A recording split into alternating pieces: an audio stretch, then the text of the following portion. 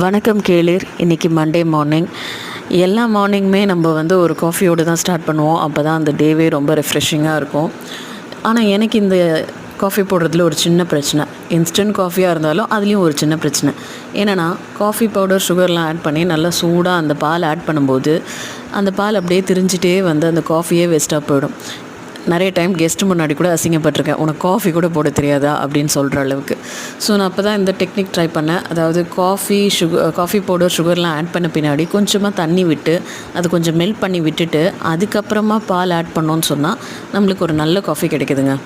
இது நான் யூஸ் பண்ணுற டெக்னிக். உங்களுக்கு ஏதாவது டெக்னிக் தெரிஞ்சதுன்னா நீங்கள் எனக்கு அதை ஷேர் பண்ணுங்கள். உங்கள் பேர் சொல்லி நானும் நல்ல காஃபி குடிச்சிக்கிறேன். இன்றைக்கி கிருஷ்ண ஜெயந்தி அண்ட் கிருத்திகை. நம்ம கிருஷ்ணரையும் முருகரையும் நல்லபடியாக வழிபாடு பண்ணிவிட்டு அவங்களோட அருளை வாங்கிட்டு சந்தோஷமாக இருப்போம். காஃபி சூடு ஆறுறதுக்குள்ளே நான் போய் குடிச்சிக்கிறேங்க. Have a good day. Bye.